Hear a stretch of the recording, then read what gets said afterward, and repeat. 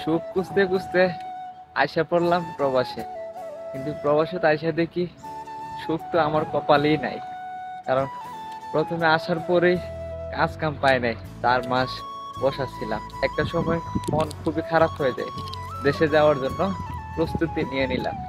তারপরে শেষ পর্যায়ে একটা জায়গায় চাকরি হয়, ওইখানেও বলছে কাফেলা করবো। তখনও আমার আমার মেয়াদ ছিল প্রায় 3 মাস।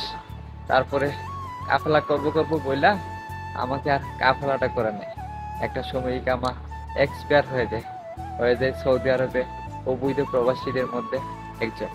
আর একজন অবৈধ প্রবাসী কতটা দুশ্চিন্তা নিয়ে এই প্রবাসে বসবাস করতে হয়, যারা হচ্ছে অবৈধ প্রবাসী আছে তারাই বলতে পারবে। কখনো পুলিশের বই, সব মিলে হচ্ছে বই নিয়ে ওই এই প্রবাসে কাজ করতে হয় আর কি। তো কিছু করার নেই, তারপরেও প্রিয়জন রাইখে আসছি, পরিবার রাইখে আসছি পরিবার রাইখে আসছি। কখনো বলদিয়ার বই থাকে, কারণ যেখানে ডিউটি করি ওইখানে খুব বেশি বেশি বলদিয়া আসে। আর বলদিয়া ধরতে পারলে তো হচ্ছে আমার নাম্বারে জরিমানা করে দিবে আর কি। তো বলদিয়া আসার সাথে সাথে দৌড়ায় উঠতে হয়, ছাদের উপরে যায় ঢুকালতে হয়। কখনো কখনো আম্মামের ভিতরেও ঢুকায় থাকতে হয়। এভাবেই কাটছে আমাদের শখের প্রবাসটা।